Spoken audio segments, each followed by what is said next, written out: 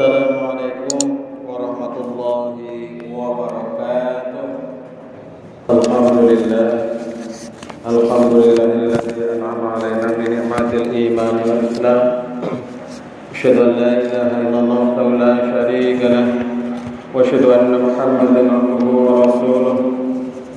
Ayyuhal ikhwan taqullaha haqqa tuqatih wa la tamutunna illa wa antum muslimun. Qala Allah Ta'ala fil Qur'anil Karim, a'udzu billahi minasy syaithanir rajim. Qul inna salati wa nusuki wa mahyaya wa mamati lillahi rabbil alamin. Astagfirullahal azim, amma ba'du. Jemaah yang dirahmati Allah, semoga hari ini hari yang berbahagia dan seterusnya dalam keridhaan Allah Subhanahu wa taala.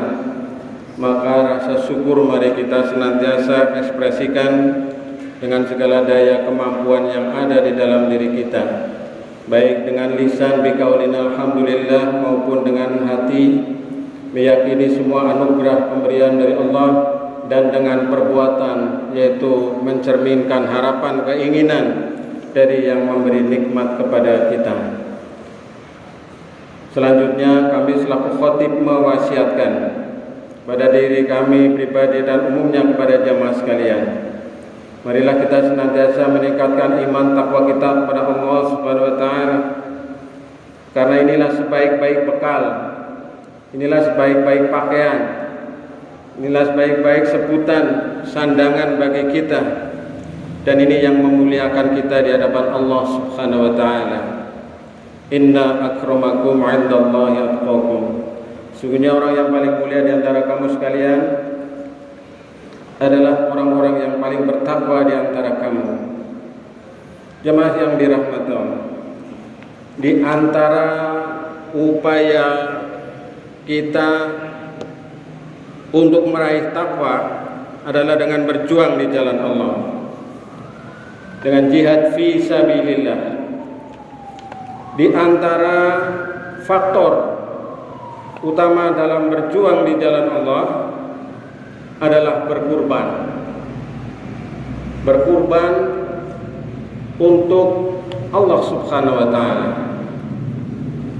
Maka ada sebuah surat yang nanti ini dalam waktu ke depan ini sampai dengan sebulan ini sangat terkenal, yaitu dalam surat Al-Kautsar, surat yang ke-108.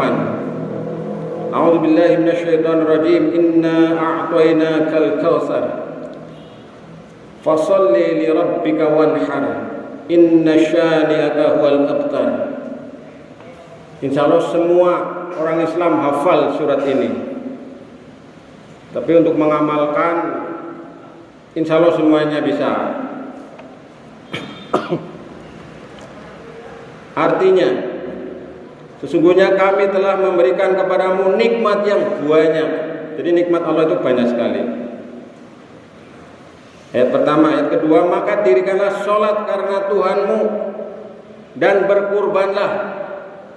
Sesungguhnya orang-orang yang membenci kamu dialah yang terputus.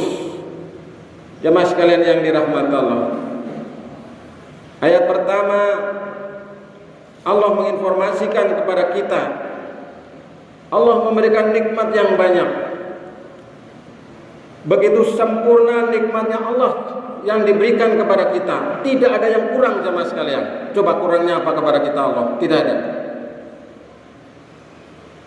Setelah Nabi Muhammad SAW nikmatnya sempurna. Al-yauma akmaltu lakum dinakum wa atmamtu alaikum ni'mati wa raditu lakumul islam madina. Allah telah menyempurnakan nikmatnya dan telah meridhoi Islam sebagai agama bagi kita. Maka kita kalau menghitung nikmat itu pasti tidak sanggup. Wa in ta'udu ni'matallah la tuhsuha. Begitu banyak nikmat yang diberikan Allah kepada kita, tidak bisa kita hitung. Dengan kalkulator, dengan komputer, dengan HP kita tidak bisa menghitung. Bahkan banyak nikmat yang diberikan Allah yang tidak kita minta diberikan oleh Allah kepada kita. Angin udara ini Kalau beli mahal, Allah berikan kepada kita walaupun kita tidak minta. Kemudian siang, malam Allah berikan kepada kita. Aliran darah, nafas dan seterusnya berikan, luar biasa. Maka nikmat Allah begitu banyak, begitu sempurna. Dan nikmat paling besar adalah nikmat iman dan Islam yang tidak dimiliki oleh umat yang lain. Teman sekalian yang dirahmati. Maka Allah Subhanahu wa taala memberikan informasi pada ayat yang kedua. Maka dirikanlah sholat karena Tuhanmu dan berkurbanlah. Jadi kita diperintahkan oleh Allah setelah mendapat nikmat yang banyak, konsekuensi logisnya adalah dengan bersyukur. Apa itu bersyukur? Mengikuti kehendak yang memberi nikmat. Di antaranya oleh Allah diberikan contoh sampel, yaitu agar kita mendirikan sholat karena Tuhanmu. Fasholli li rabbika, kemudian wanhar, dan berkurbanlah. Yang dimaksud dengan berkurban ini dalam catatan tafsir atau terjemah Kementerian Agama adalah menyembelih hewan kurban dan mensyukuri nikmat Allah Subhanahu wa taala. Maka jemaah sekalian yang dirahmati Allah, setelah kita memikirkan, merenungi tentang nikmat Allah yang begitu banyak, begitu sempurna, kekurangannya hanya satu, sering saya sampaikan, kurang syukur kita kepada Allah Subhanahu wa taala. Maka wujudkan rasa syukur kita pada ayat yang kedua ini dengan mendirikan sholat dan berkurban bagi yang mampu. Bagi yang belum mampu, maka cukup mengkampanyekan kurban, mengajak teman-temannya berkurban. Nah, saya belum mampu, walaupun saya misalnya belum berkurban, saya bisa mengajak teman-teman. Monggo Pak, kurban ini harganya 3 juta, mungkin ada 2,5 atau 2,9 dan sebagainya.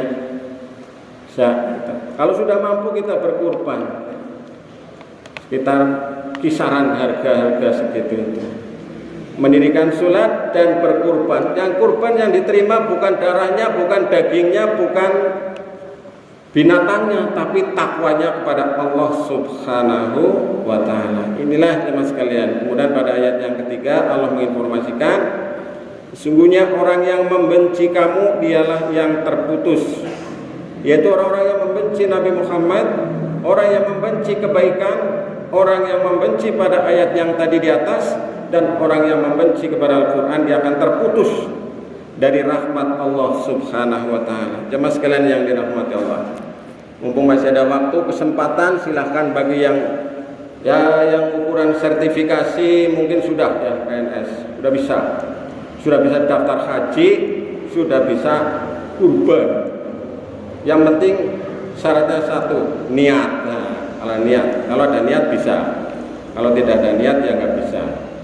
Maka jemaah sekalian yang dirahmati Allah, kami mengajak kepada diri kami dan umumnya kepada jemaah sekalian, mari kita sempatkan untuk berkurban.